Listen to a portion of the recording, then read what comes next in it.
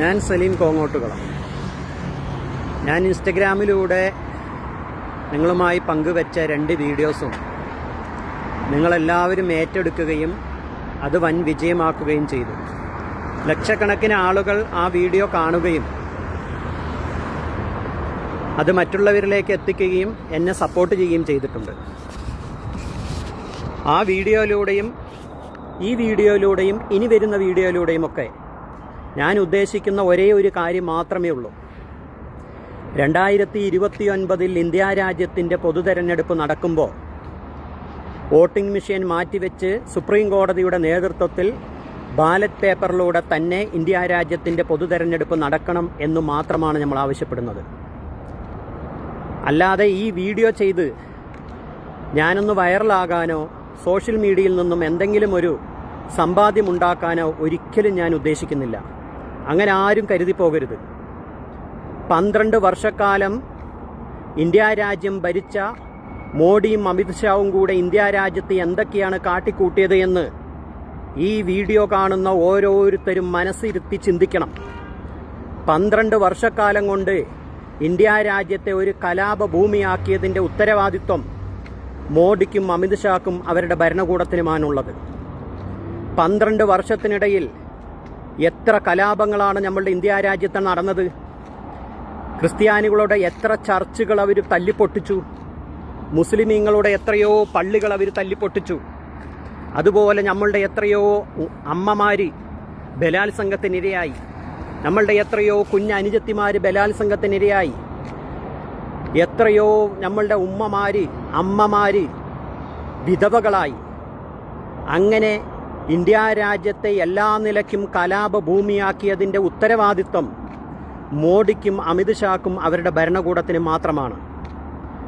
അപ്പം നമ്മൾ ചെയ്യേണ്ടത് 2029 ഇന്ത്യ രാജ്യത്ത് നടക്കുന്ന പൊതുതെരഞ്ഞെടുപ്പ് നിർബന്ധമായും ബാലറ്റ് പേപ്പറിലൂടെ തന്നെ നടത്തണം. അത് സുപ്രീം കോടതിയുടെ നേതൃത്വത്തിൽ മേൽനോട്ടത്തിൽ ബാലറ്റ് പേപ്പറിലൂടെ തന്നെ നടത്തണമെന്ന് നമ്മൾ ആവശ്യപ്പെടുക. ഈ വീഡിയോ കാണുന്നവർ ഒരു കാര്യം ചിന്തിക്കേണ്ടതുണ്ട്. പണ്ട് ബ്രിട്ടീഷുകാർ ചെയ്ത പണിയാണ് ഇന്ന് മോഡിയും അമിത്ഷാവും ഇവരുടെ ഭരണകൂടവും ചെയ്തുകൊണ്ടിരിക്കുന്നത്. ബ്രിട്ടീഷുകാർ ചെയ്ത പണി എന്താണ്?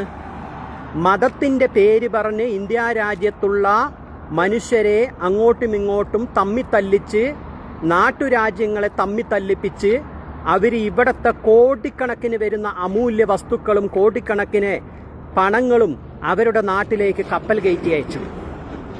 എന്നിട്ട് വർഷങ്ങളോളം അവർ ഇന്ത്യ രാജ്യം സുഖമായിട്ട് അവർ ഭരിച്ചു. അതെങ്ങനെയാണ് അവർക്ക് സാധിച്ചത്? മതത്തിൻ്റെ പേര് പറഞ്ഞിട്ടാണ് അവർ ഇന്ത്യ രാജ്യത്തിലുള്ള നാട്ടുരാജ്യങ്ങളെയും ഇന്ത്യ രാജ്യത്തുള്ള മനുഷ്യരെയും അങ്ങോട്ടും ഇങ്ങോട്ടും തമ്മിത്തല്ലിച്ചത് ബ്രിട്ടീഷുകാർ. ആ ബ്രിട്ടീഷുകാരുടെ അതേ പാതയാണ് മോഡിയും അമിത്ഷാവും ഇവരുടെ ഭരണകൂടവും ചെയ്തുകൊണ്ടിരിക്കുന്നത്. ഇവർ നാവെടുത്താൽ പറയുന്ന ഒരു കാര്യം നിങ്ങൾ ചിന്തിച്ചു നോക്ക്. ഇത് രാമജന്മഭൂമിയാണ്, ഇത് രാമൻ്റെ രാജ്യമാക്കണം എന്ന് പറഞ്ഞ് ഏതിനും ഇവർ ശ്രീരാമനെ വലിച്ചിടുക. ശ്രീരാമനെ വലിച്ചിട്ട് അവസാനം ഇവർ അയോധ്യയിലൊരു അമ്പലം കെട്ടി.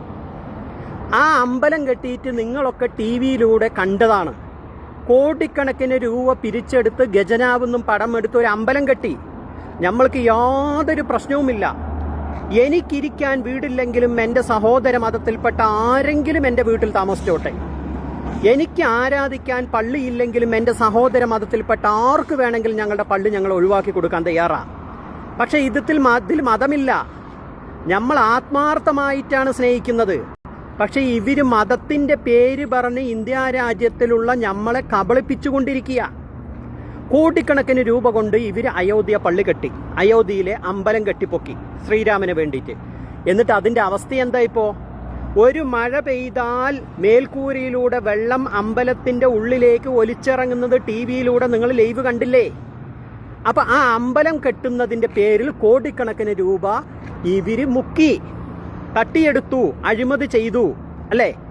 ഓക്കെ.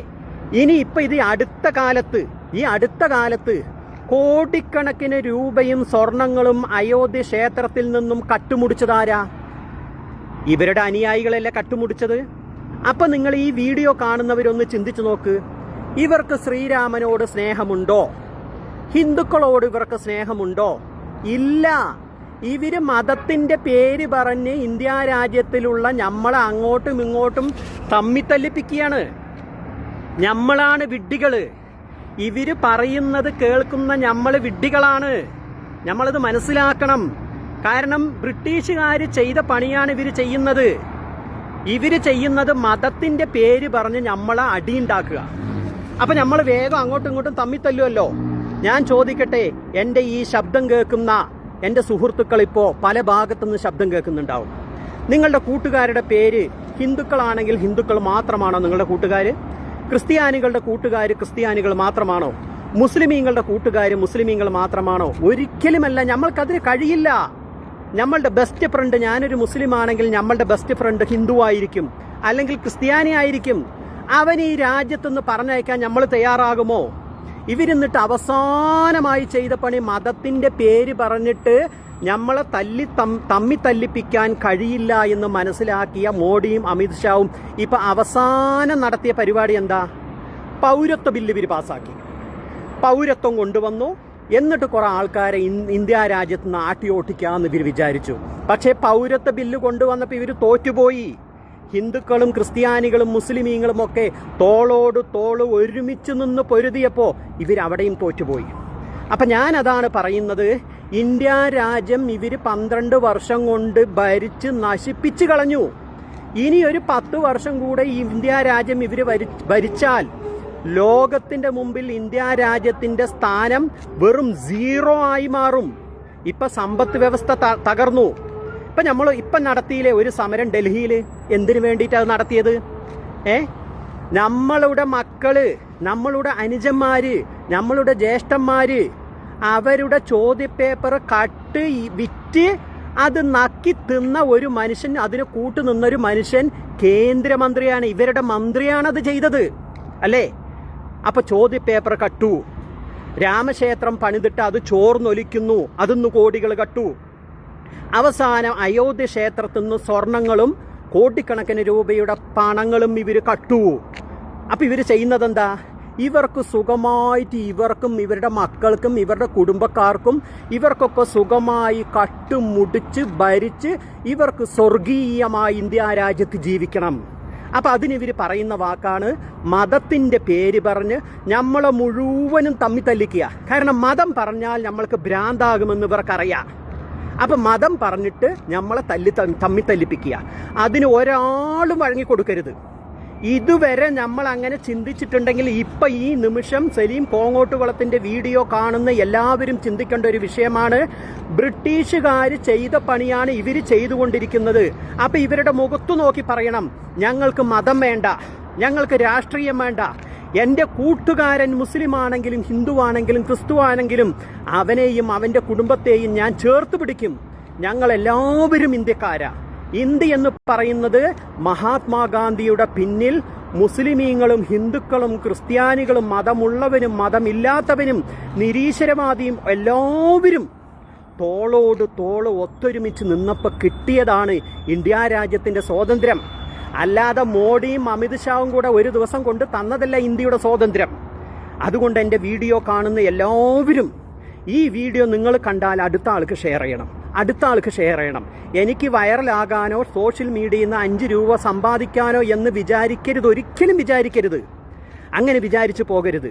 അങ്ങനെ ആരെങ്കിലും നിങ്ങളെ തെറ്റിദ്ധരിപ്പിക്കുന്നുണ്ട് എങ്കിൽ എനിക്ക് വൈറലാകണ്ട 10 പൈസ ഞാൻ ഇതൊന്നും സമ്പാദിക്കാൻ ഉദ്ദേശിച്ചിട്ടില്ല.